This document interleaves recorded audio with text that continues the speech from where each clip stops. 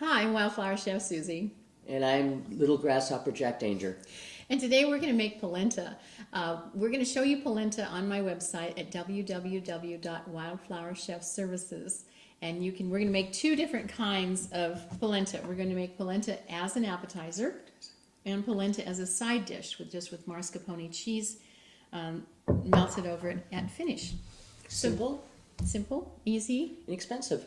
That's right. So, can I go back to your website for 1 second? Is it Chef's Services? Is it two S's? No, it's chefservices.com. Okay, so it's Wildflower Chef Services.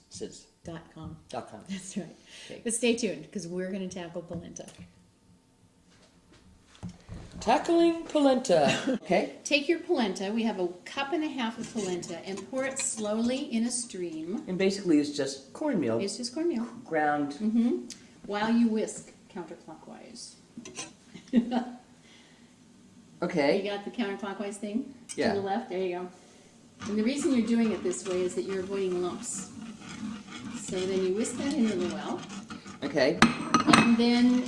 While the water... Did you turn the heat down? Now we're going to turn the heat down to the lowest point. Okay.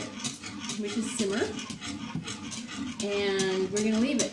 Now every 5 minutes we're going to come back and stir this for about, 10 seconds or so. And this keeps the lumps from forming. But we're going to switch from a whisk to a spoon because if you'll notice the whisk isn't getting into the crevices. Yeah, the corners down at the bottom of the pan. So from now on we'll just use a spoon. But we just let that go for 1/2 hour, 30 minutes, stirring it with a spoon every 5 minutes. We've been stirring this with a wooden spoon to get the polenta out of the crevices and cracks. We're now going to take the butter and throw it in. My hands are clean. We've cut it in chunks so that it will distribute more easily. It'll melt fast. And how much butter was that? That was 2 tablespoons of butter. Okay. And this is finishing it off. And then also you would taste it and correct it for salt and pepper. With 1.5 teaspoons of salt in there, you shouldn't need any more salt. You could at this point put in ancho chili powder. You could put in oregano and rosemary. You can put in some garlic. You can put in cumin. You can flavor this if you want to, but we're going to keep it simple. The peasant people that we are. That's right. Incorporate that, and then I'm going to show the bowl here. You would then pour it into a bowl, and you would top it with either gorgonzola cheese, or what I have here is this creamy, wonderful mascarpone, which is an Italian cream cheese. And you take it to the table and serve it, and it's just fabulous. What would you have with this? Oh, anything. You can have it with fish, you can have it with chicken, you can have it with meat. You could put a pile of this on the plate and then put your meat on top of it for presentation.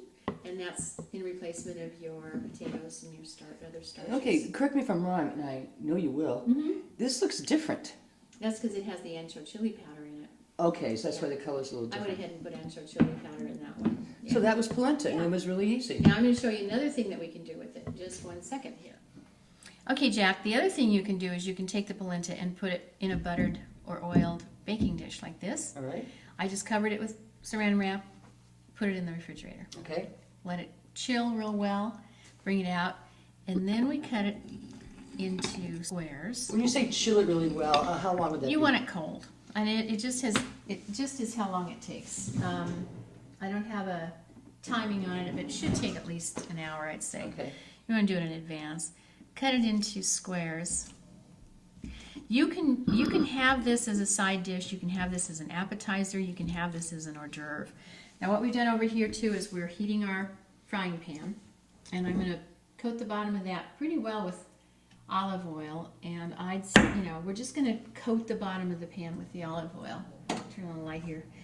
And when that gets hot and a drop of water sizzles on it, we're going to fry these.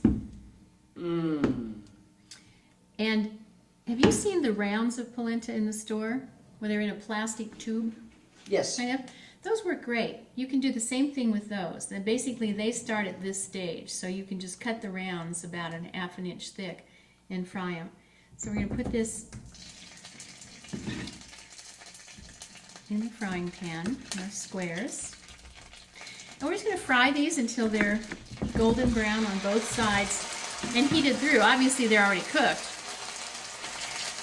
so you don't have to do anything but brown them. Now these are gonna really stick to the pan. Even though you put all that oil in there? Oh yeah, they'll still, because they are starch, and that's just the nature of it. So you want it, I think, either a non-stick pan, but you'll get a better brown with the cast iron pan. All right, so once they're nice and browned in the pan, they're gonna look a little bit like this. And you can turn these into an appetizer by putting them on a plate. And I've added some sprigs of thyme on the side, just for garnish. And I've got artichoke hearts on here. I have squares of feta cheese, and I have olives to top them off. Because you're so gay. Because I'm so gay. And you can, don't tell my husband, okay? You can then serve it like this for an appetizer. And, you know, the possibilities are limitless on And this. does this one have cheese in it? I don't remember. Did you put No, some we cheese? just stirred the butter in Okay, so this. just butter and the polenta. Mm-hmm, yep. Half hour and you have a great appetizer. That's right. Yeah, or a nice side dish. There you go. Polenta. Yeah.